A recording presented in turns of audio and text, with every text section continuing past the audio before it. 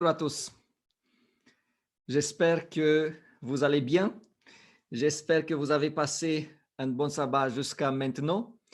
Et j'espère aussi que vous avez envie d'étudier, de continuer à apprendre comment les événements de la fin se mettront en place.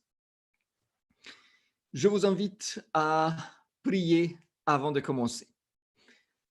Père éternel, je te remercie parce que tu nous as accordé à nouveau une belle journée de sabbat. Je te remercie pour tout ce que nous avons pu apprendre aujourd'hui, pour le culte que nous avons pu vivre ensemble. Et je te prie, Seigneur, de nous accompagner cet après-midi, d'aider tous ceux qui écoutent, qui regardent, de pouvoir comprendre, de pouvoir voir quelle est ta vérité. Et je te prie de m'aider, Seigneur, à pouvoir transmettre la vérité d'une manière correcte. Au nom de Jésus-Christ. Amen. Alors, sachez que pour ce moment, le chat est désactivé car nous transmettons sur Zoom, sur la chaîne YouTube de Créteil et également sur la chaîne YouTube Erwin Kessner sur ma chaîne à moi.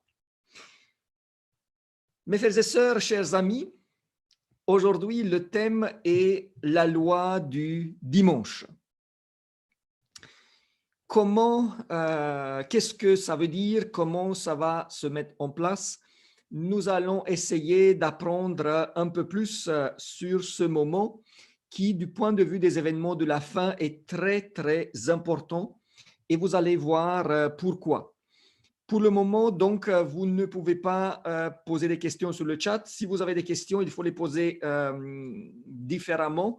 Je vais ensuite libérer le chat pour que vous puissiez éventuellement laisser vos commentaires et vos questions sur le chat du Zoom.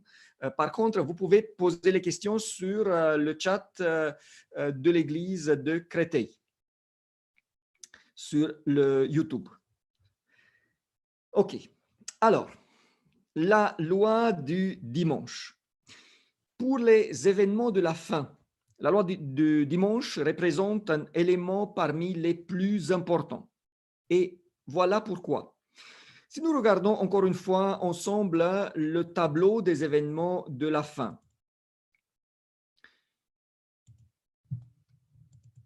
OK, voilà. Donc, nous avons en grand ce schéma, ce tableau pour les événements de la fin. Et vous voyez que la période qui nous intéresse vraiment est à partir du cri du milieu de la nuit. C'est là où commencent vraiment les événements de la fin. Maintenant, si vous voyez ces événements, le criblage, la pluie de l'arrière-saison, le grand cri, le scellement, la fin de la grâce, la détresse, les fléaux, le retour de Jésus. La plupart de ces événements représentent des moments où on ne peut pas dire exactement quand est-ce que ça commence. Il y a beaucoup des interprétations possibles. Est-ce que l'événement a déjà commencé? Est-ce qu'il est en train de se passer? Est-ce que la pluie de l'arrière-saison est déjà là, ses premières gouttes? Est-ce que le criblage a commencé à se faire? Et on peut dire tout et n'importe quoi parce qu'il n'y a pas quelque chose de concret. Alors que, en ce qui concerne la loi du dimanche, par contre, là, il s'agit d'un événement visible, quantifiable, et là, on pourra beaucoup plus voir que, voilà, ça commence. Si on discute, par exemple, de la pluie de l'arrière-saison, il y a beaucoup de personnes qui disent ça a commencé à tel moment-là, ça a commencé à tel moment-là, le criblage de même. Par contre, en ce qui concerne la loi de dimanche, il s'agit des lois. Et ces lois seront donc publiques. Donc là, c'est autre chose. C'est pour cela que la loi du dimanche est quelque chose où on ne peut plus contourner les choses. On va savoir sûrement, voilà, on est là, on est à ce moment-là, maintenant, tous les événements vont commencer à se dérouler. Et c'est pour cela qu'il faut qu'on soit clair là-dessus, parce qu'en lien avec la loi du dimanche, vous allez voir, il y a des décisions que nous pouvons, que nous devons prendre. Maintenant, par rapport à la Bible, nous avons donc le texte qui est très connu en Apocalypse 13, de 16 à 18.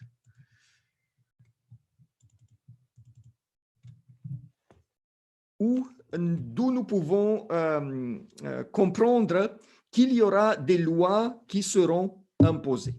Alors, il lui fut donné d'animer l'image de la bête, afin que l'image de la bête parlât et qu'elle fit que tous ceux qui n'adoreraient pas l'image de la bête fussent tués. Et elle fit que tous, petits et grands, riches et pauvres, libres et esclaves, reçussent une marque sur leur main droite ou sur leur front. Et que personne ne put acheter ni vendre sans avoir la marque, le nom de la bête ou le nombre de son nom. C'est ici la sagesse que celui qui a de l'intelligence calcule le nombre de la bête, car c'est un nombre d'hommes et son nombre est 666. Donc, le texte laisse bien comprendre qu'il y a des lois qui seront imposées avec des restrictions pour ceux qui ne les appliquent pas. Il dit également qu'il y aura à un certain moment une condamnation à la mort pour ceux qui ne se soumettront pas aux lois. Le thème n'est pas cet après-midi de voir comment et pourquoi la marque de la bête est liée aux lois sur le dimanche. Pour cela, je vous invite à regarder sur le YouTube de Créteil les conférences sous le nom de « Où va notre monde ?» Et là, j'ai essayé de démontrer ce lien-là et pourquoi donc il s'agit de dimanche de la marque de la bête en lien avec cela. Mais ce que le texte dit, qu'on ne va pas pouvoir acheter, vendre et qu'il y aura d'une manière ou d'une autre une condamnation à la mort. Je ne parle pas maintenant de l'application de cette condamnation, mais il y aura dans les lois, on arrivera à avoir aussi une condamnation à la mort. Et donc, ce qui nous intéresse aujourd'hui est comment le monde arrivera-t-il à une loi du dimanche? Je vais essayer à démontrer cela. Déjà, il y a un certain nombre de pays aujourd'hui, surtout les pays islamiques, mais pas seulement, où l'intolérance religieuse et la persécution religieuse existent déjà. Je vous montre une carte de là où vous voyez les pays où les chrétiens sont persécutés à cause de leur foi. Avec la mention qu'en Chine et en Corée du Nord, ce n'est pas la religion qui persécute, mais c'est l'État. Ce qui nous intéresse cet après-midi est la persécution religieuse. Donc, là où c'est rouge, il y a une persécution assez appuyée. Là où c'est jaune, il y a de la persécution dans certains endroits de ces pays-là. Maintenant, je vous invite à regarder une deuxième carte qui montre la persécution religieuse en général. Ici, c'est la persécution religieuse contre les chrétiens. Maintenant, ici, c'est une autre carte du monde où vous voyez des pays où les chrétiens sont persécutés ou discriminés. Là aussi, il faut éliminer donc la Chine et la Corée du Nord, où nous n'avons pas une persécution religieuse, une persécution qui vient de la part d'une autre religion. Je répète, ce sont les États communistes qui persécutent ici. Mais ce que nous observons sur cette carte-là est que les pays de l'ancienne Russie, URSS, là, il y a aussi de la persécution, sauf que ce ne sont plus les musulmans qui persécutent, mais ce sont les chrétiens orthodoxes qui persécutent plus ou moins les autres. Donc, nous avons une partie du monde où la persécution religieuse existe déjà. Et dans cette partie du monde, on peut s'imaginer facilement que des lois concernant le maniement des lois qui sont religieuses peuvent être promulguées. Donc, sans aucun souci, parce que déjà, aujourd'hui, ça existe. Maintenant, une loi qui impose quelque chose lié à la religion est aujourd'hui encore impensable en Europe, aux États-Unis, en Chine aussi. En Chine, on ne peut pas s'imaginer aujourd'hui que les gens donneront des lois pour que les gens fassent quelque chose du point de vue de la religion. Voilà. Les raisons sont évidemment différentes pour lesquelles on ne peut pas s'imaginer des lois aux États-Unis, en Europe ou en Chine. Dans les pays de l'Ouest, on ne peut pas s'imaginer que quelqu'un soit persécuté religieusement tout court. En Chine et en Corée, on ne peut pas s'imaginer que la religion prendra le dessus. Mais la Bible, et ça nous l'avons vu avant la coupure de 2 semaines, parle d'une alliance impie de l'Église romaine avec le protestantisme et le spiritisme. Le leader spirituel sera le catholicisme. La force de la persuasion politique étant assurée par les États-Unis, le protestantisme, la deuxième bête.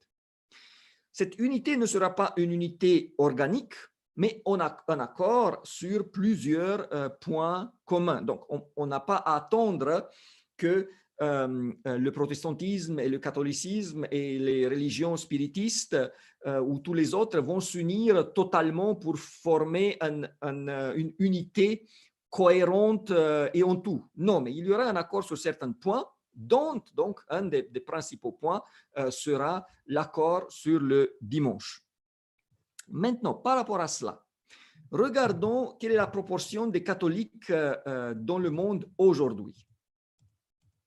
Voilà, à nouveau une carte. Vous voyez le nombre des catholiques dans les différents pays en millions.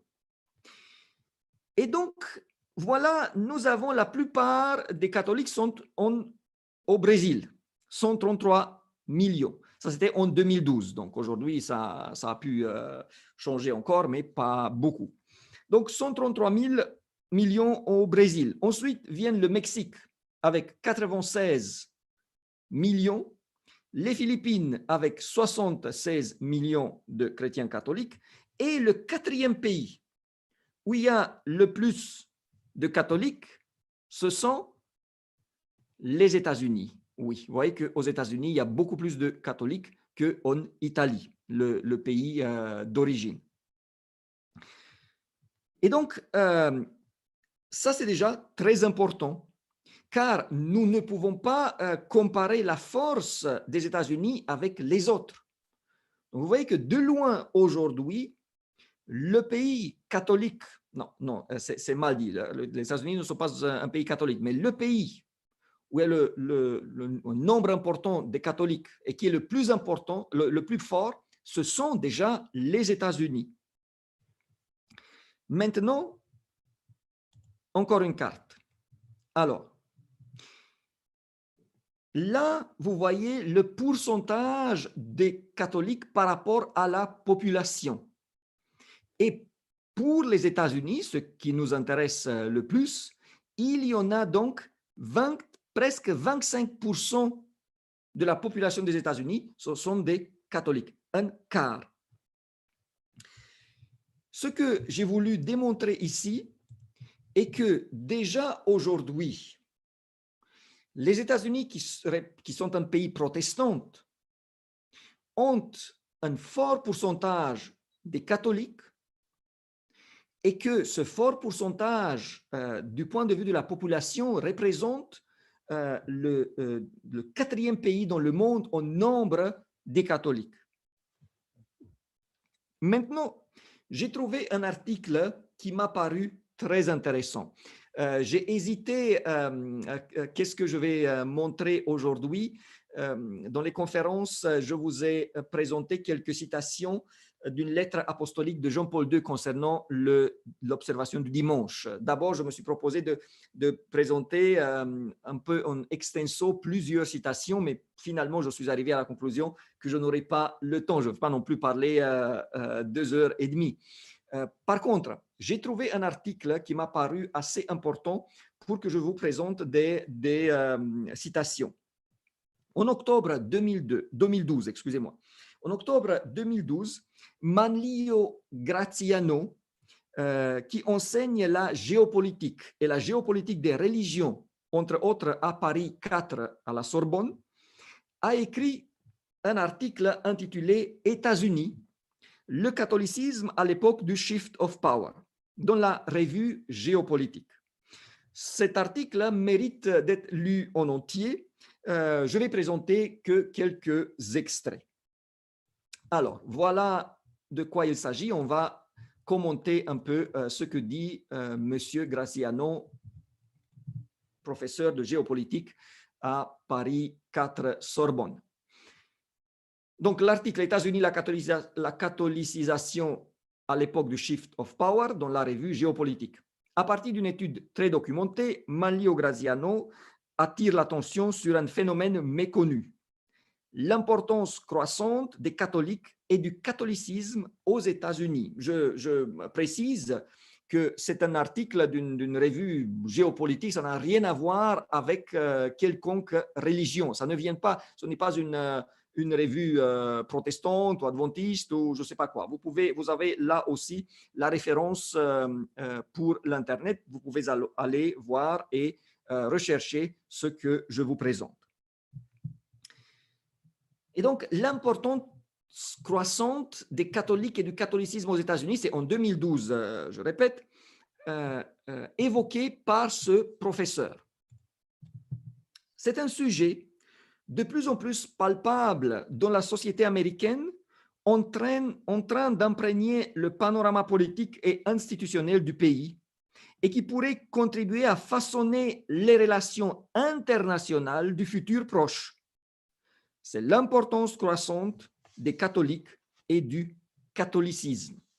Donc, observez bien, ce spécialiste en histoire des religions dit que la croissance, l'importance du catholicisme aux États-Unis représente un élément qui pourrait façonner les relations internationales du futur proche. Mes frères et sœurs, c'est comme si si ce serait un adventiste, on dirait oui, on connaît ça depuis longtemps, mais là, c'est quelqu'un qui n'a rien à voir avec. Il est sous les yeux de tous qu'aujourd'hui, les religions ne se cantonnent plus à la sphère privée et que la distinction entre normes civiles et les religieuses tend à s'embrouiller de plus en plus. Ce sont là les deux caractéristiques principales des processus de désécularisation en cours. Il explique que la sécularisation, on a parlé beaucoup, mais qu'aujourd'hui, on est par contre dans un processus de désécularisation où, voilà, les religions ne restent plus dans la sphère privée. Ils veulent entrer dans la sphère publique. Et on parle des États-Unis, de l'Amérique. Observez donc comment ce spécialiste dans les religions dit que le catholicisme pourra influencer le monde, parce qu'il s'agit des États-Unis, dans un futur proche. Les pionniers de l'Église adventiste ont dit cela depuis plus d'un siècle. Une autre observation que je dois répéter à ce point-là est la séparation de l'Église et de l'État. Les États-Unis sont le pays qui a mis en place de la meilleure manière cette séparation pour prévenir justement que ce qui se passe en Europe pendant le Moyen Âge ne revienne plus. La persécution religieuse pour empêcher cela. Et maintenant, ce professeur dit que petit à petit, les religions essayent de s'immiscer de plus en plus dans la sphère publique, de ne plus rester dans la sphère privée. Nos pionniers, en se basant, je répète, en se basant sur la prophétie, ont dit que ce principe de séparation de l'État et de la religion sera aboli et que la persécution sera de retour en partant des États-Unis. Voilà ce que dit la Bible. Et elle séduisait les habitants de la terre, disant aux habitants de la terre de faire une image à la bête qui avait la blessure de l'épée et qui vivait. La Bible dit que la deuxième bête va faire une image de la bête pour la première bête. Et là, nous avons en bas une citation de la tragédie des siècles qui dit: en imposant un acte religieux par l'intermédiaire du pouvoir civil, les églises formeront une image à la bête. L'image de la bête représente donc la collaboration de l'État avec la religion pour soutenir celle-là. Et nous venons de lire que c'est justement cela qui commence à se mettre en place. Et ça, c'était en 2012. Maintenant, on va voir ce qui va se passer aux États-Unis après cette crise-là qui bouleverse encore tout, qui ébranle tout et qui ouvre largement la porte pour que la religion puisse prendre le dessus, parce que quand le monde ne sait plus par où aller, ce sont les leaders religieux qui viennent et vont dire voilà pourquoi ça arrive et comment on pourrait s'en sortir. Mais continuons l'article. Pour argumenter ce qu'il vient de dire et pour montrer que le climat est très propice aux États-Unis pour que l'Église, je cite, avance ses pions, l'auteur présente une citation du pape Benoît XVI, le prédécesseur du pape François. Et cette citation m'a paru intéressante. Je suis allé chercher, je l'ai pris de l'original cette fois-ci, qui est une lettre encyclique du pape de 2009. Voilà le paragraphe.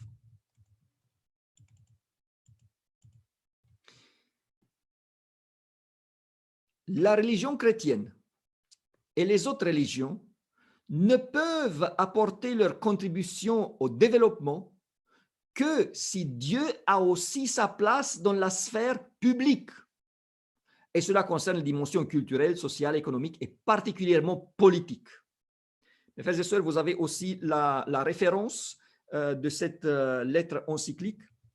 Donc, le pape Benoît dit que la religion ne peut pas aider, ne peut pas apporter son rôle de faire avancer le monde que si elle réussit à s'ingérer dans la sphère publique et surtout en ce qui concerne la politique.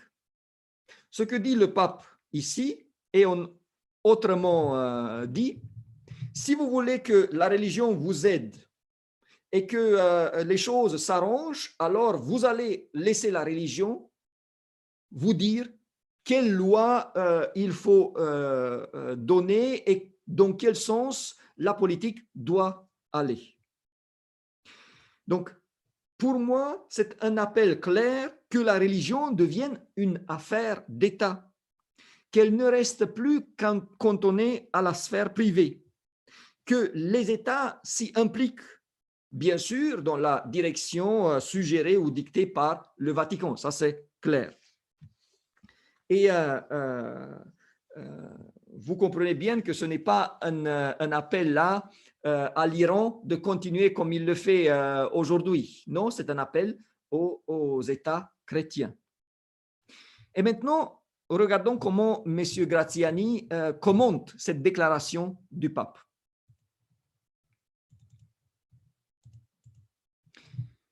Le pape s'exprime au nom de l'ensemble du christianisme et des autres religions, non pas parce qu'il est animé d'une volonté annexionniste, mais parce qu'il sait avec certitude que les leaders des autres religions, à l'exception de quelques franges libérales, sont d'accord avec lui. Et deux, parce que seule l'Église catholique a la force et l'autorité de porter politiquement cette revendication. Voilà, ce que dit M. Graziani, c'est encore plus étonnant que le commentaire lui-même. Il dit que le pape sait, quand il demande donc cette implication dans la sphère publique de la religion, quand il demande de pouvoir influencer la politique, le commentaire est que le pape sait que les autres religions sont d'accord avec lui. Il parle donc aussi au nom des autres.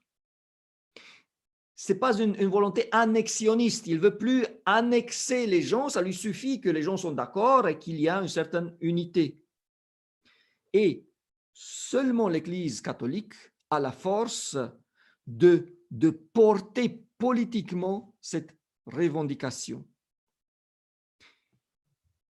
Les autres religions sont bien sûr les protestants aux États-Unis. Maintenant, regardons une statistique par rapport aux religions aux États-Unis.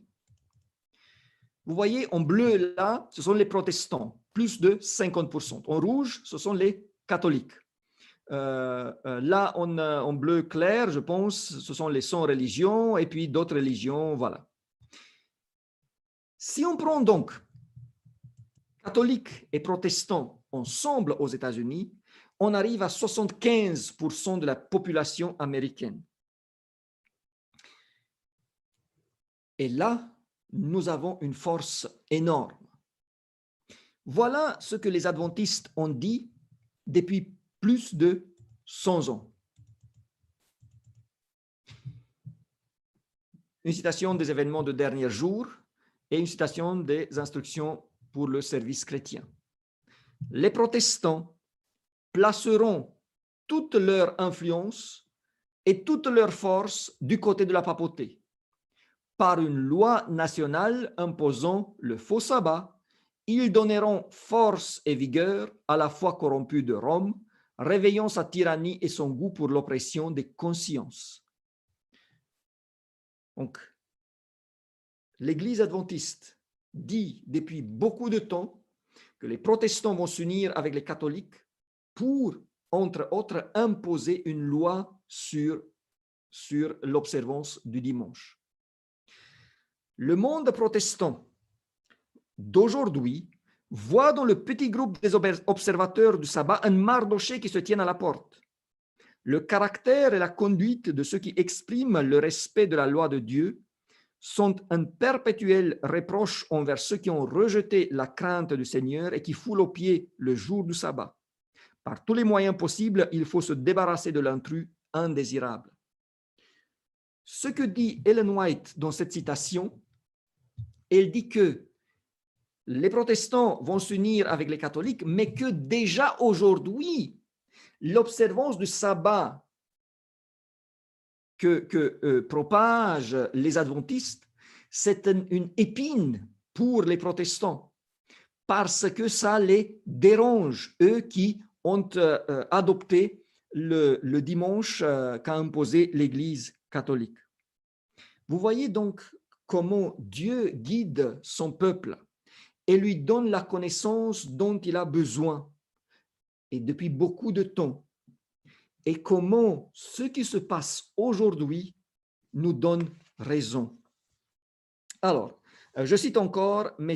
Graziani qui dit en 2012 « Le fait que des anges juges catholiques de toute l'histoire américaine, 6, siègent en même temps aujourd'hui c'était en 2012, et que cela se passe à un moment historique où les deux candidats à la vice-présidence sont catholiques, la moitié du gouvernement est formée de catholiques, les conventions démocrates et républicaines ont été ouvertes par deux catholiques et closes par la prière de Timothy Dolan, cardinal archevêque de New York, plus haut prélat jamais invité aux conventions. Donc voilà, ce sont quelques faits en 2012. Et il dit, tout cela pourrait bien n'être qu'une série de coïncidences. Mais dans ce cas, il est très difficile de ne pas penser à Agatha Christie pour qui une coïncidence n'est qu'une coïncidence. 2 coïncidences sont un indice, 3 coïncidences sont une preuve. À propos, un des 2 vice-présidents en cause est Joe Biden. Mais il continue. Mais une preuve de quoi? Une preuve qu'à une époque d'incertitude pour ceux qui se profilent à l'horizon, la classe dirigeante américaine est en train de s'appuyer sur l'institution humaine la plus ancienne, la plus vaste et la plus centralisée de tous les temps, celle qui représente à la fois un point de repère moral et psychologique solide, s'appuie sur une large assise sociale et des relations parfois très étroites avec les classes dirigeantes de la plupart des pays du monde. Alors, ce prof d'histoire, j'aimerais le rencontrer. Si quelqu'un d'entre vous le connaît, s'il vous plaît, faites-moi parvenir son numéro. J'aimerais pouvoir discuter avec lui en tant que pasteur, voilà, par rapport à ce qu'il dit. Donc, qu'est-ce qu'il dit? Et que, je répète, c'est en 2012 où il dit une période d'incertitude. Alors, si en 2012, mes frères et sœurs, il y a une période d'incertitude, qu'est-ce que se passe aujourd'hui? Vous vous rendez compte? Donc, il dit, là où il y a une période d'incertitude qui se profile à l'horizon, la classe dirigeante américaine est en train de s'appuyer de plus en plus sur l'institution la plus centralisée, sur celle qui a des relations étroites avec la plupart des pays du monde. Sur qui, dit-il, pourrait-on se baser? À qui faire confiance quand presque tous les leaders déçoivent, sinon sur cette institution séculaire et solide? Et je vais finir la citation de M. Graziani avec ça. L'Église catholique a son propre agenda politico-spirituel qui ne correspond à l'agenda d'aucune puissance. Son but est la direction normative de la vie sociale des hommes, comme Carl Schmitt l'écrivait en 1923.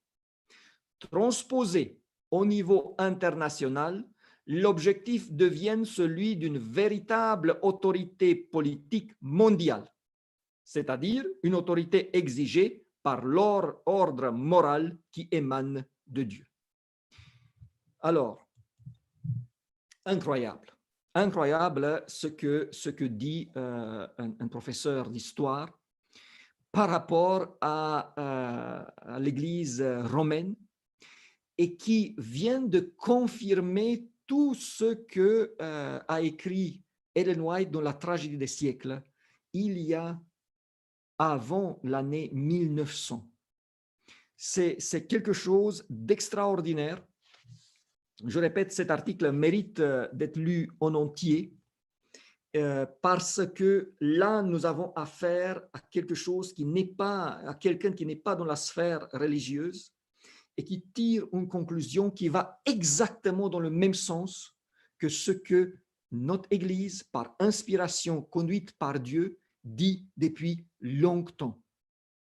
Ce qui me chagrine est que nous ne disons ça avec plus de force. Dieu dit que si vous allez vous taire, ce sont les pierres qui vont parler, mes frères et sœurs. Il faut que nous commençons à en parler. Ça, c'est notre rôle. C'est pas Dieu n'a pas envoyé M. Graziani pour faire pour proclamer cela. C'est à nous de le faire. C'est dommage que certains d'entre nous hésitent à proclamer le message des 3 anges parce qu'il n'est pas populaire pour ne pas heurter des sensibilités. Nous sommes partis donc de la question comment le monde arrivera-t-il à imposer une loi sur le dimanche. Imaginons-nous un court moment que les catholiques dans le monde s'unissent avec les protestants, s'unissent avec les orthodoxes qui, du point de vue de la théologie, sont encore plus proches d'eux, et que d'une manière ou d'une autre, ils arrivent à s'unir ou à faire des points en commun avec les musulmans. Alors, dans ce cas-là, quasiment les seuls qui restent en dehors de cela sont la Chine, la Corée, une partie de l'Inde, les pays bouddhistes. Ce n'est pas rien, mais face aux autres, voilà. Maintenant, j'aimerais présenter quelques citations d'Ellen White par rapport à la manière dans laquelle une loi sur le dimanche sera imposée. Et ce sont des choses assez logiques, surtout par rapport à ce qui se passe aujourd'hui. Satan interprète les événements à sa manière et les hommes pensent, comme ils le souhaitent, que les calamités qui s'abattent sur le pays sont le résultat du mépris du dimanche. Voulant apaiser la colère de Dieu, ces hommes influents préparent des lois exigeant l'observation du dimanche. C'est pour ça que je dis que la crise actuelle, je ne la vois pas encore comme la crise de la faim, parce qu'il manque encore cette partie religieuse, le fait que les gens commencent à dire partout, c'est Dieu qui nous punit, c'est Dieu qui a fait ça, il faut qu'on retourne à Dieu, il faut qu'on fasse ce que Dieu demande. On n'est pas encore là. C'est pour ça que pour moi, cette crise représente un avertissement pour nous, un avertissement pour le monde, et c'est un moment que nous pouvons utiliser pour faire tourner beaucoup des hommes et des femmes vers Dieu. Mais quand ces calamités, quand la crise va augmenter, quand d'autres crises viendront, là, Satan va faire en sorte que les gens pensent que c'est à cause du mépris du dimanche. Quand les gens vont être prêts d'accueillir une loi du dimanche, le clergé va user de son influence pour obtenir un changement de constitution, aux États-Unis bien sûr, qui va forcer la nation à garder le dimanche.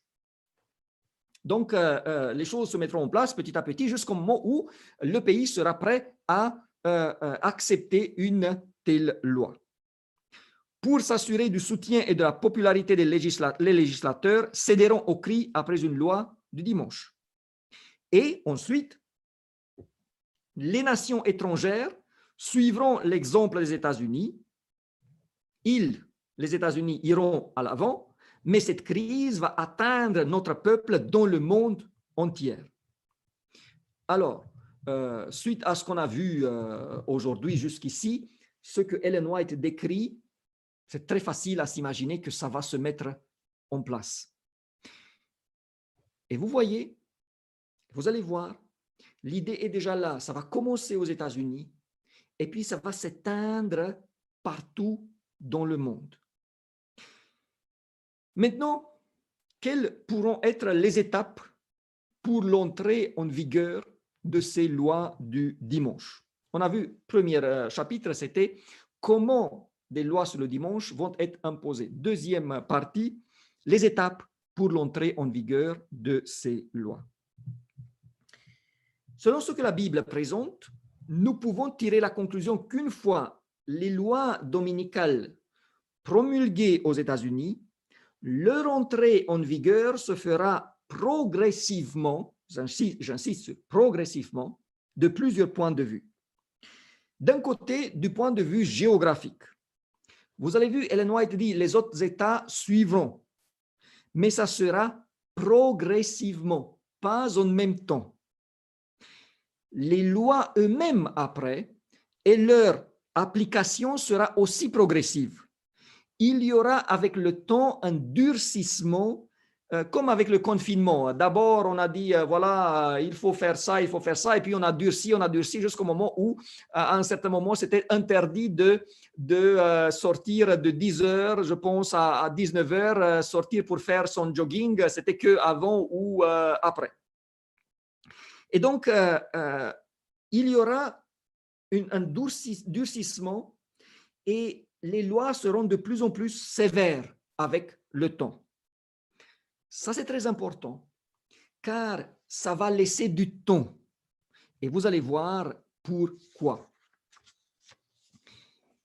Nous pouvons partir du fait que ça commencera avec une dénonciation publique, avec des accusations envers ceux qui ne respectent pas ces lois, de défier, de mépriser l'État et l'Église, qui soutiendra à ce moment-là la nécessité absolue d'obéir aux lois et se soumettre aux autorités. Bien sûr, si l'Église romaine va être derrière, elle va en même temps dire il faut que vous vous soumettez à l'État et que vous obéissez aux lois.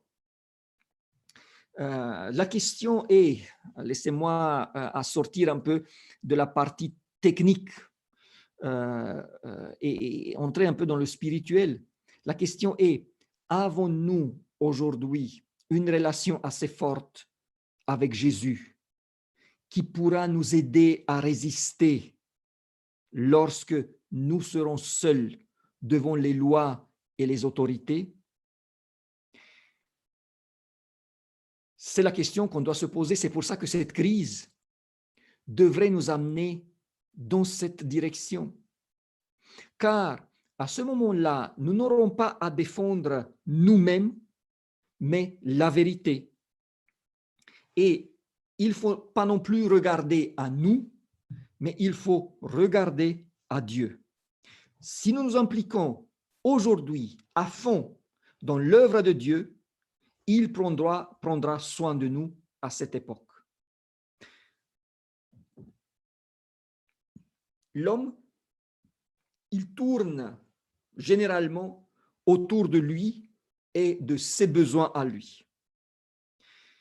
Mais s'il vit avec et pour le Christ, ses besoins ne seront plus au premier plan, mais au premier plan sera la volonté de Dieu et les besoins des autres. Et Dieu lui-même prendra à ce moment-là soin de nos besoins. Dieu lui-même, il y a une citation qui dit que si nécessaire, il va envoyer des corbeaux pour nous nourrir, comme il l'a fait avec Élie, et que le pain et l'eau ne manqueront pas. On peut supposer également qu'ensuite, on essaiera de persuader avec des menaces et avec des promesses. Et comme ça ne va pas marcher, suivra le boycott économique, ne pas pouvoir acheter et vendre. Et comme nous sommes dans un contexte symbolique en Apocalypse, j'interprète dans ce sens acheter et vendre. Pour moi, acheter et vendre n'est pas seulement littéral. Ça veut dire que à ce moment-là, ce n'est pas seulement le fait de ne pas pouvoir acheter et de ne pas pouvoir vendre qui va être imposé. Acheter et vendre représente une vie normale. Vous voyez, le confinement, ce n'est plus une vie normale. On ne peut plus acheter comme auparavant. Il faut le faire d'une certaine manière. Bon, c'est possible encore, mais il y a des contraintes. Et donc, ils ne pourront plus acheter et vendre. Ça veut dire qu'ils ne pourront plus vivre normalement. J'interprète le texte dans ce sens. Ceux qui n'auront pas la marque de la bête, qui n'observeront pas le dimanche, ne pourront plus vivre normalement. Déjà, c'est une crise. Parce qu'on arrive à ces lois-là à travers des crises dans tout le monde. Déjà, le monde est affecté. Donc, ceux qui ne pourront plus acheter et vendre, ne pourront plus vivre normalement à ce degré de normalité qui n'est plus normal par rapport à aujourd'hui, seront donc en grande difficulté. Peut-être qu'il y aura des rationalisations et que ceux-ci n'auront pas accès. Peut-être qu'ils n'auront plus le droit de travailler, d'aller à l'école, d'utiliser un compte en banque, de pouvoir acheter certaines denrées qui manqueront, et ainsi de suite. Et enfin, on arrive à la partie la plus compliquée, avec le durcissement des lois, la perte de la liberté et finalement, selon la Bible, a un décret de mise à la mort, la menace de perdre la vie. Voilà encore quelques citations qui viennent cette fois-ci de la tragédie des siècles. Tous ceux qui veulent vivre pieusement en Jésus-Christ seront persécutés. Le refus d'observer le dimanche les exposera à la prison, à l'exil et au mauvais traitement. Quiconque s'y refusera sera passible des peines civiles et finalement déclaré digne de mort. Captif, mené en exil, il aura devant lui soit la perspective d'être exécuté, soit celle de périr d'inanition. Mais la promesse est que même si nous allons perdre nos biens, même si nous allons souffrir de faim et de soif, même si nous serons emprisonnés, la promesse est que le Seigneur nous gardera en vie. J'ai eu, si je ne me trompe pas, j'ai eu une question pendant que j'ai tenu les conférences il y a une semaine. Est-ce que la menace, l'exécution de cette menace de la condamnation à la mort, est-ce qu'elle sera mise en exécution? Est-ce que des personnes seront tuées? Maintenant, on n'a pas un texte biblique totalement clair là-dessus. Je pense que on n'arrivera pas à tuer encore des personnes qui appartiennent au peuple de Dieu avec ces lois-là, pour plusieurs raisons. Donc, premièrement, comme la grâce est déjà terminée, les éventuels martyrs n'aideront plus personne. Vous savez que pendant les temps qui sont passés, le fait d'avoir tué des gens, ça a fait que parfois la vraie religion, la fidélité en Dieu, elle s'est propagée. Mais comme la grâce est finie, ça sera dans ce sens-là pour rien. Et finalement, mes frères et sœurs, même si quelqu'un serait mis à la mort, même si quelqu'un serait exécuté, ce sera un très court sommeil et très vite, il sera ressuscité pour vivre éternellement. Ce n'est pas ça le point. D'ailleurs, mon épouse, elle a écouté une présentation de quelqu'un par rapport à cette crise sanitaire. Et cette personne-là disait, et j'ai aimé ce qu'il a dit. Il a dit, écoutez, vous avez peur de mourir à cause du coronavirus. Maintenant,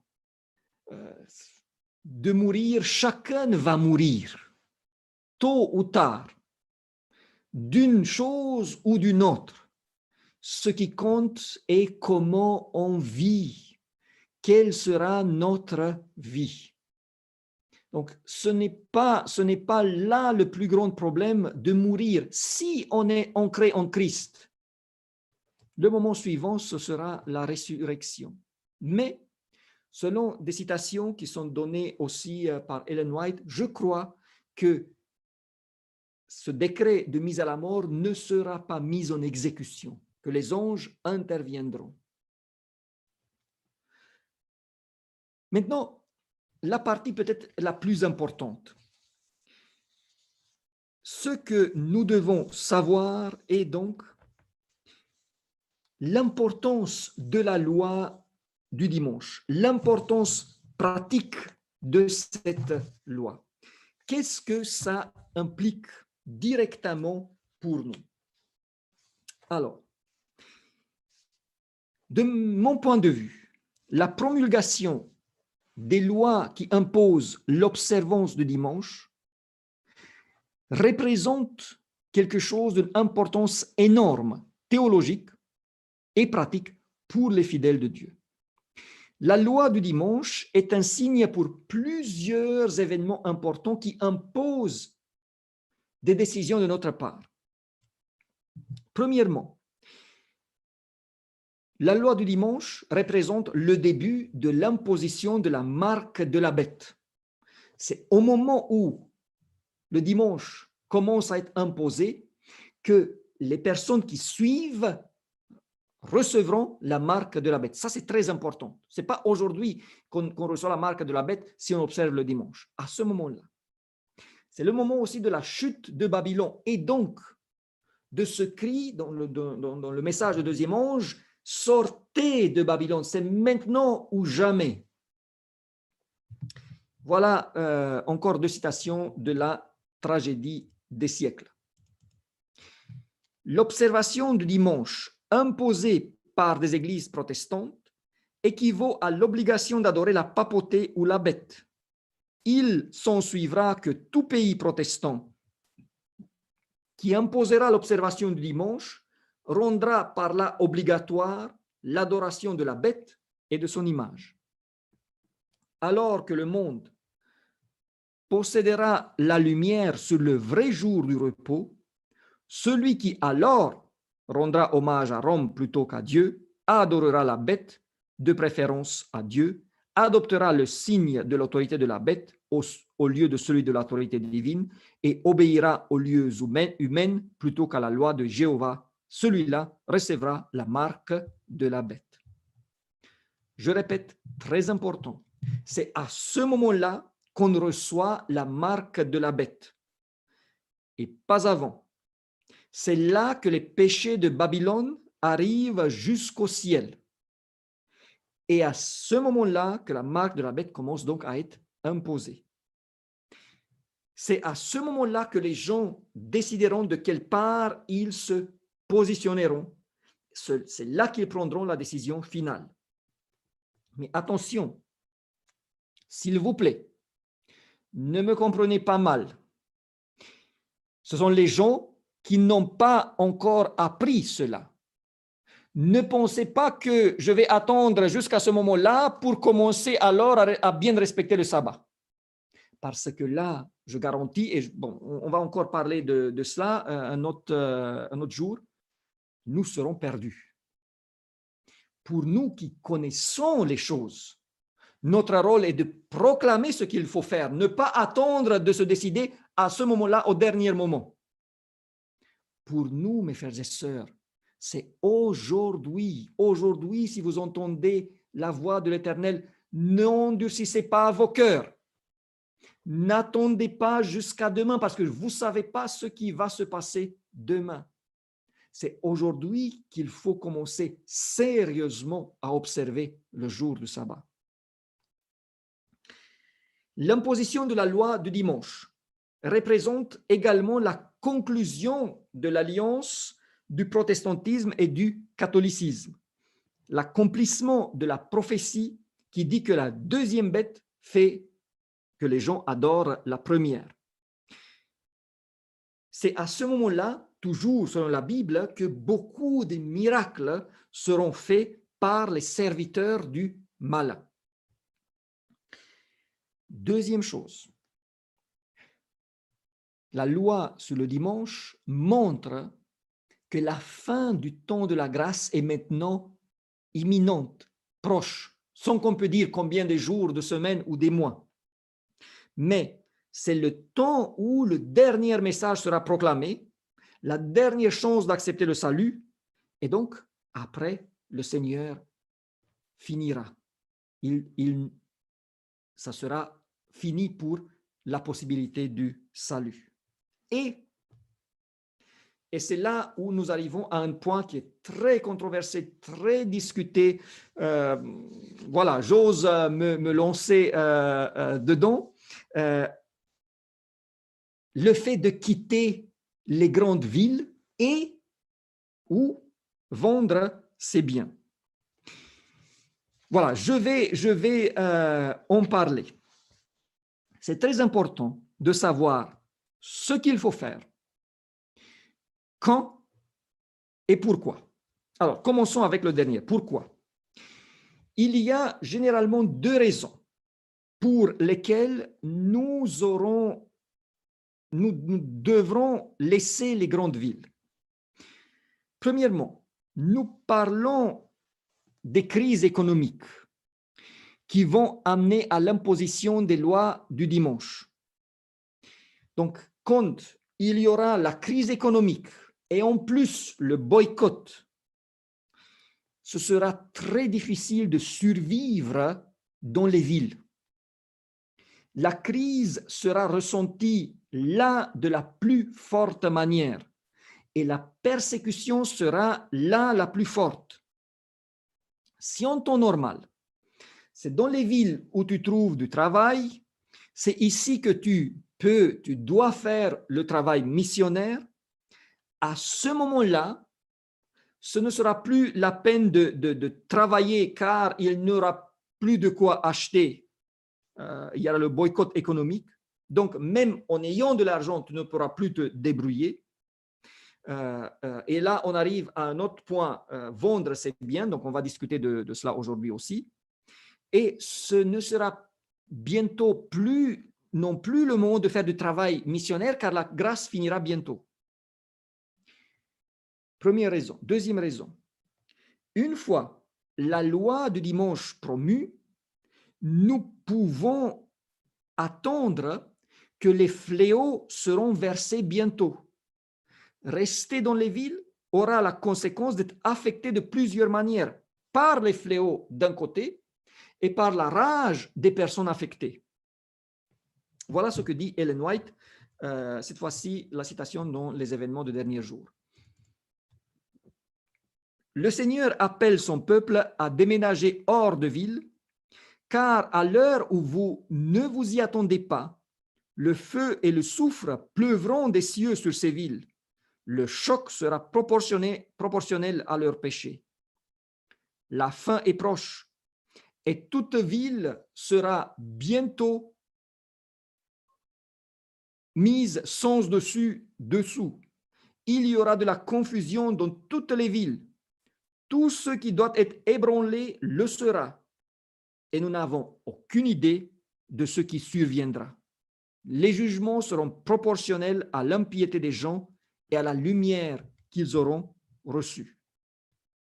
Voilà donc pourquoi il faut partir et il faut quitter, si possible, les grandes agglomérations, les grandes villes et, si possible, même les petites. Maintenant, regardons comment il faut s'y prendre. Abordons le quand. Quand est-ce qu'il faut partir?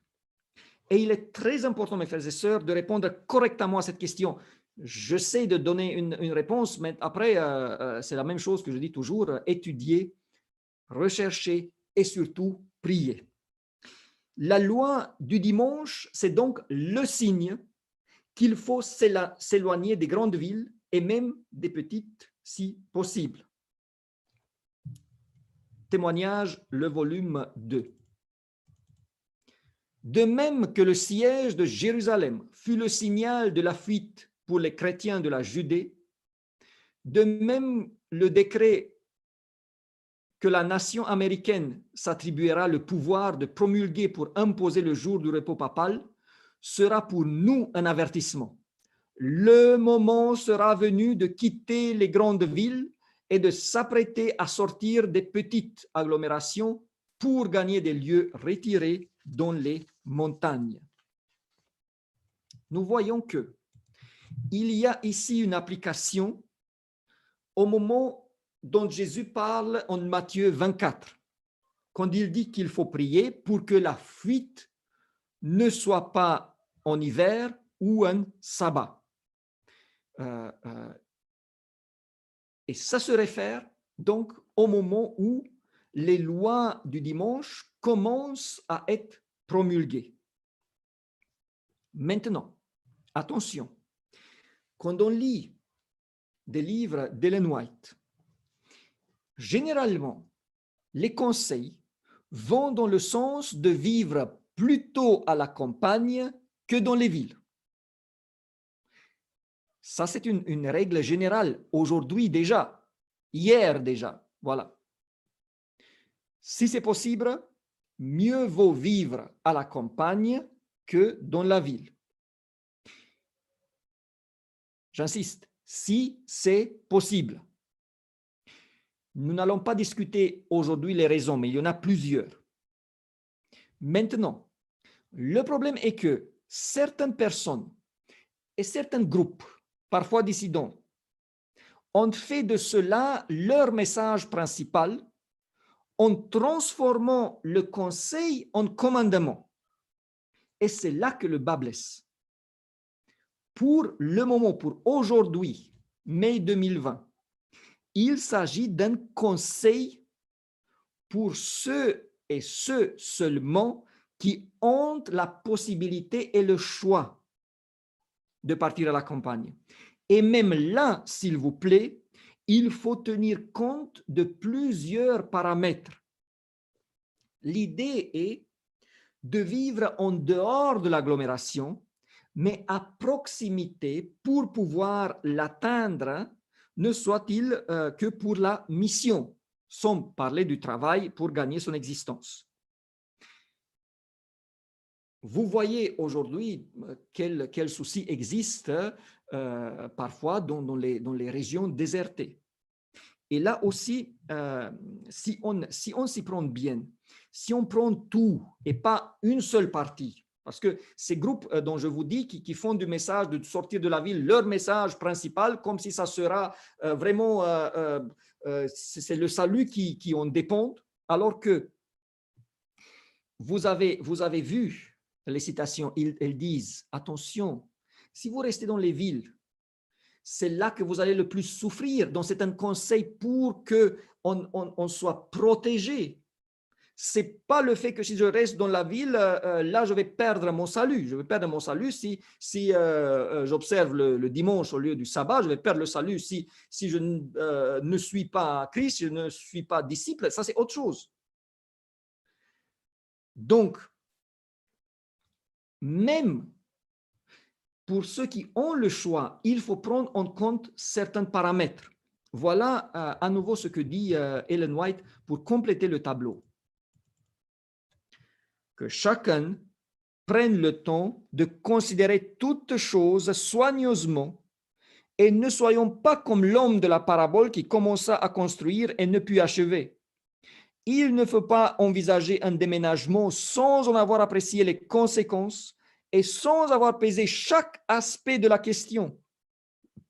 Certains se précipiteront pour faire un nouveau travail et entrer ainsi dans quelques affaires dont ils ne connaissent rien. Cela, Dieu ne le demande pas. Événement du dernier jour, 95. Ne faisons rien de la précipitation et le désordre qui entraîneront de grandes pertes et de sacrifices d'argent dans lesquels on se sera engagé à la suite des discours ardents et impulsifs qui soulèvent un enthousiasme étranger à la volonté de Dieu. Une victoire qu'il était ainsi essentiel de gagner suite à un manque de pondération, de réflexion et de sagesse dans les décisions se transformera en défaite.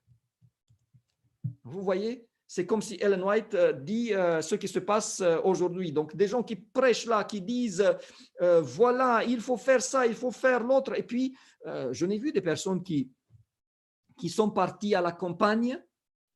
Et puis, là, il n'y a pas de travail et l'homme laisse l'épouse et les enfants à la campagne. Ça, c'est très bien, ok, ils vivent bien.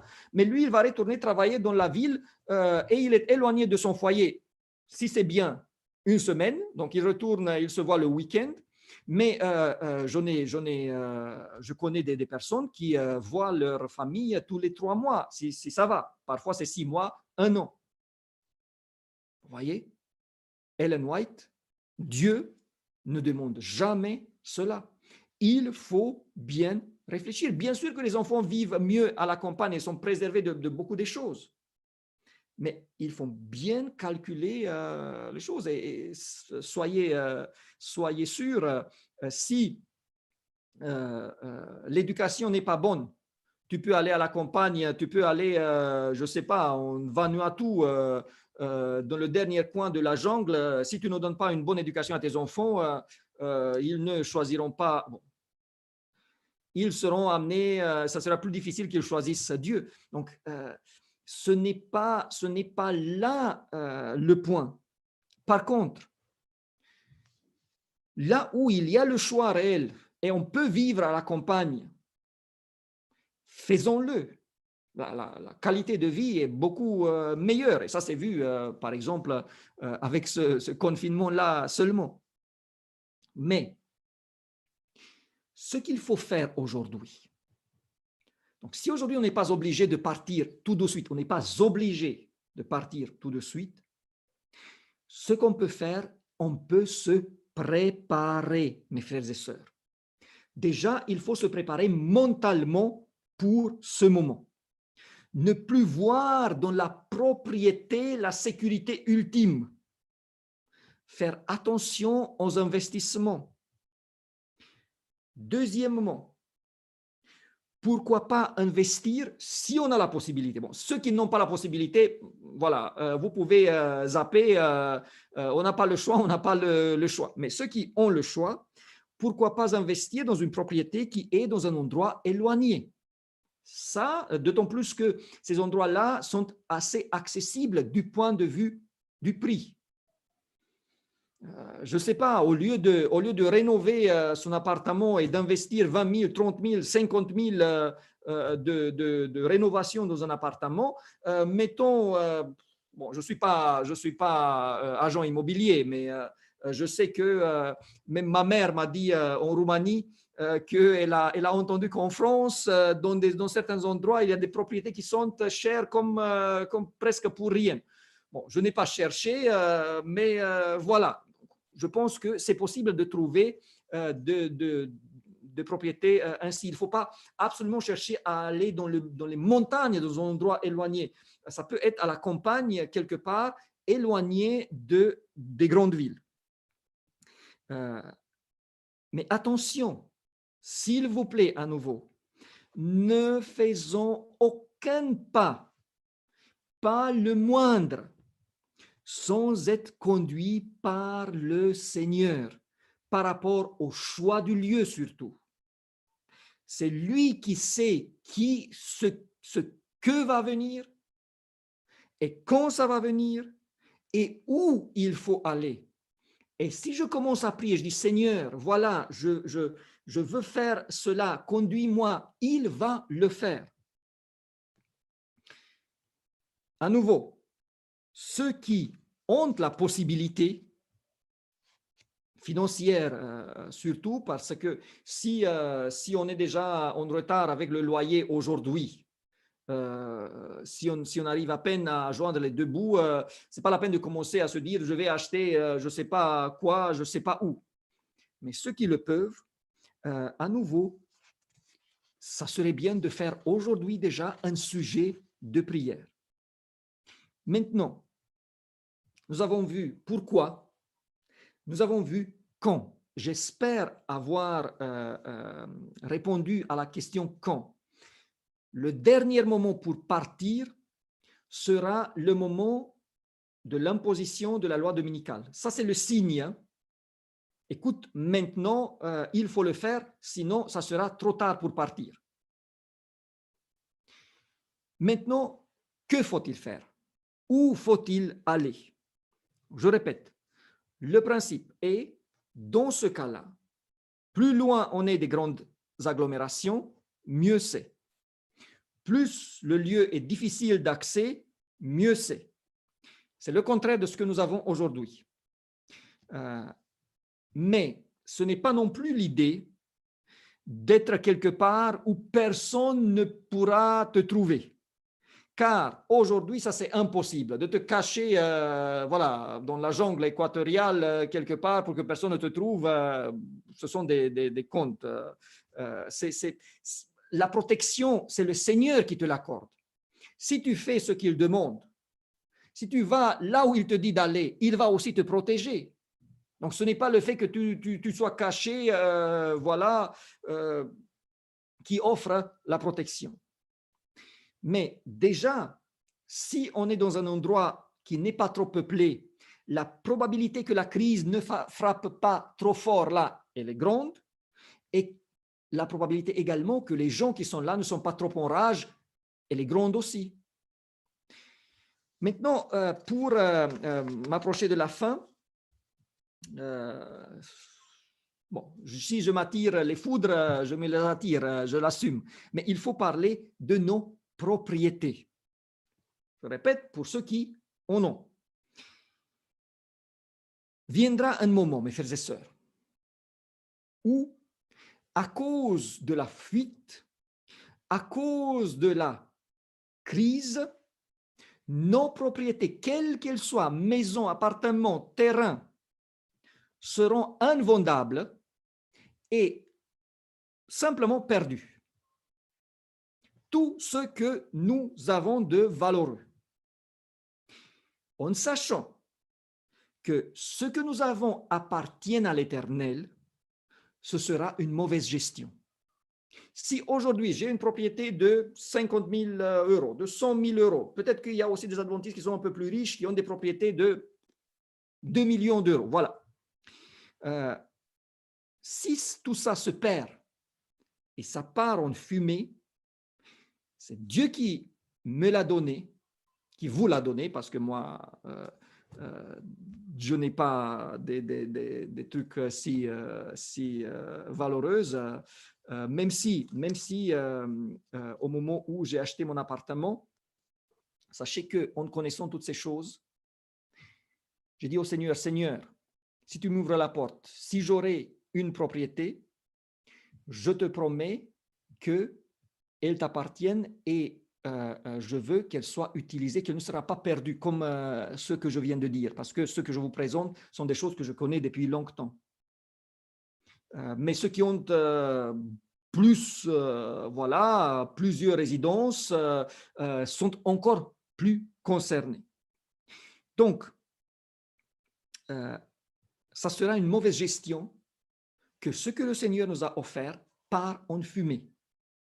Le moment où les lois du dimanche commencent à se mettre en place est le moment où nous pourrons encore vendre ce que nous avons et mettre l'argent au profit de la mission, au profit du grand cri qui pourra encore sauver des gens. Et j'ai trouvé plusieurs citations, dont une qui est très intéressante, par laquelle je vais commencer, qui parle déjà du moment d'aujourd'hui et qui parle des résidences secondaires. Maintenant, je me suis bien senti parce que comme moi, je n'ai pas de résidence secondaire, je suis libéré de cela. Mais ce n'est pas seulement par rapport à ça, c'est l'idée qui est derrière que j'aimerais que vous pouvez comprendre. Voilà, c'est une citation dans le manuscrit 58, je ne l'ai pas trouvé en français, c'est moi qui ai fait la traduction de l'anglais.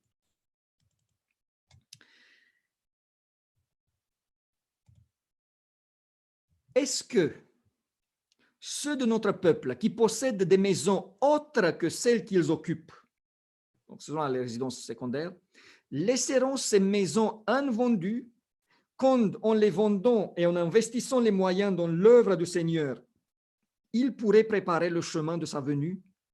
Allons-nous conserver nos possessions jusqu'à ce que l'ange de la miséricorde cesse de plaider et que la porte soit fermée? Là, il s'agit donc des propriétés qu'on n'utilise pas, qui sont là seulement pour accumuler de la valeur et pour qu'elles restent pour les générations suivantes. Donc, vous voyez que pas seulement l'État français s'occupe des résidences secondaires et met la pression sur cela, mais nous nous sommes mis devant ce défi. Est-ce que nous allons conserver des choses que nous n'utilisons pas et que peut-être nous n'utilisons pas non plus ou très peu, alors que transformer en moyens pécuniaires, ça pourrait aider à convertir beaucoup de personnes.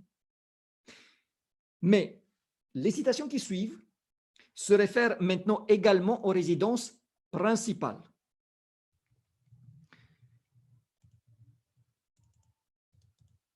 Les maisons et les terres ne seront d'aucune utilité pour les fidèles pendant le temps de trouble, car ils devront fuir des foules furieuses et en ce temps-là, ils ne pourront disposer de leurs biens pour faire avancer la cause de la vérité présente. Voilà donc, l'idée est que soit on se sépare de nos biens quand ils seront encore utiles à l'avancement de l'œuvre, soit ils seront tout simplement perdus. Et la deuxième citation, dans ce sens, j'ai vu que certains s'accrochent à leurs biens et s'ils ne se demandent pas ce que le Seigneur considère comme leur devoir, il ne le leur fait pas connaître. Il leur permet de garder leurs biens qui, lorsque viennent le temps de trouble, deviennent pour eux une montagne les écrasant. Ils voudraient en disposer et ne le peuvent pas. Mais s'il avait recherché son enseignement, le Seigneur leur aurait appris au temps opportun quand et comment vendre. Très intéressante cette citation, événement des derniers jours, 196. Donc là, nous avons une déclaration qui dit, il y a certains des membres de l'Église adventiste qui s'accrochent tellement à leurs biens qu'ils ne considèrent pas, qu'ils ne demandent pas au Seigneur, Seigneur, qu'est-ce que je dois faire avec ces biens qui t'appartiennent à toi? Et parce qu'ils ne demandent pas au Seigneur, le Seigneur ne leur apprend pas les choses. Et ils vont garder les biens, et c'est comme si c'était une punition. Ils vont garder les biens,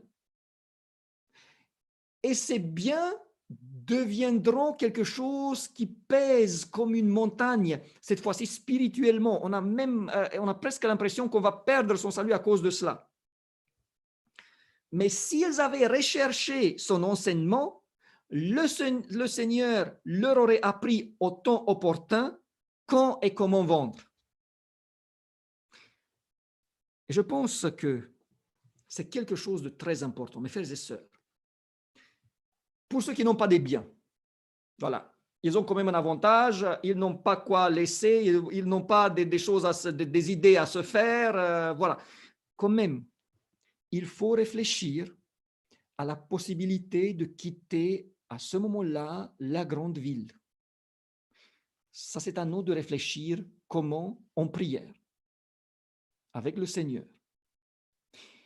Ça doit être un sujet de préoccupation. Pour ceux qui ont des biens, il faut déjà, premièrement, qu'on soit dans la tête conscient que ces biens ne nous appartiennent pas, qu'ils appartiennent au Seigneur.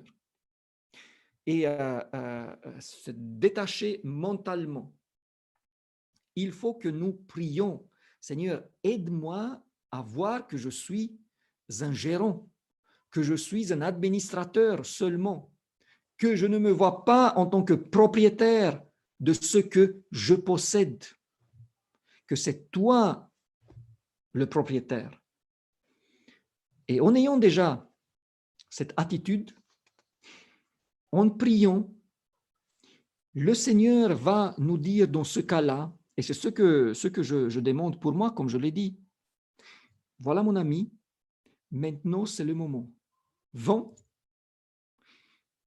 mets l'argent dans la mission, parce qu'en quoi d'autre on pourrait mettre l'argent à ce moment-là? Vous voyez, le monde s'écroule, tu n'auras pas de quoi acheter. Bon, pour manger, tu vas tenir un tout petit peu, et puis, mets dans la mission, cet argent-là, il va encore faire gagner des âmes. Toi, éloigne-toi de la ville. Et dans ce cas-là, vous voyez, tout va bien. Et c'est là où, je répète, c'est l'importance de la loi du dimanche, parce que c'est là le curseur. Quand ça commence, là, on sait que toutes ces choses doivent se mettre en place. Sinon, d'un côté, on reste dans les villes, on va souffrir plus. Voilà, je ne peux pas plus dire par rapport à cela. Les biens qu'on va garder, ils peuvent être dangereux spirituellement déjà par rapport à la fuite. Ils peuvent nous retenir et ce sera trop tard pour partir. Donc, le conseil est de bien veiller. Mes frères et sœurs, je m'arrête ici. Je vous ai dit, j'aurais aimé avoir le temps de présenter aussi un peu plus largement cette lettre sur le dimanche, mais les citations les plus importantes, je les ai présentées dans la série de conférences. Je pense avoir fait le tour. Il y aura des lois concernant le dimanche qui seront imposées. Nous devons être prêts avance là spirituellement pour que le dernier cri dont on va parler bientôt puisse être lancé. Et si tout va bien dans ce sens-là, nous aurons le souci de la nuit de Jacob. Là, on discutera aussi là-dessus. Mais nous serons donc libérés de ce poids d'avoir des biens, de gérer des biens et ainsi de suite. Je ne peux pas dire aujourd'hui combien de temps ça va durer jusqu'au moment où les lois du dimanche se mettront en place. Ce que je peux dire est que il est très possible qu'aujourd'hui commence une crise tellement grande que le monde va commencer à crier il faut qu'il y ait quelque chose qui change et que la religion prenne le dessus. Ça peut venir très très vite, comme la crise du coronavirus. Nous, il faut qu'on s'y prépare. Ça serait tellement dommage d'avoir toutes ces connaissances et de rater à ce moment-là. Merci beaucoup de m'avoir suivi. Je vous donne rendez-vous sabbat prochain à la même heure où nous traiterons du temps de crible. Le criblage, on va voir ce qui est lié à cela. Que Dieu vous bénisse. Ceux qui ont le plaisir, je les invite aussi ce soir pour la rencontre habituelle d'études à 20h. Et de même, les enfants, nous avons comme chaque soir notre rencontre à 19h. Et maintenant, je vous invite à incliner les têtes pour qu'on puisse finir par une prière. Père éternel, je te remercie parce que, à nouveau, tu ne nous laisses pas dans les ténèbres, tu nous montres ce qui va venir. Tu nous as découvert depuis longtemps que les choses vont dans le sens où elles vont aujourd'hui. Nous savons aujourd'hui que l'observance du dimanche sera imposée par des lois. Je te prie, Seigneur, aide-nous à être préparés pour ce moment-là. Aide-nous, Seigneur, à nous préparer spirituellement, à nous préparer mentalement, à nous préparer de tous les points de vue pour que ce moment-là nous trouve prêts à pouvoir proclamer ton message, à pouvoir partir, si c'est possible, des agglomérations et que nous t'attendons, Seigneur, à retourner, à nous prendre avec toi. Au nom de Jésus-Christ, je te prie tout cela. Amen. Bon après-midi à vous et je vous donne rendez-vous ce soir. Au revoir.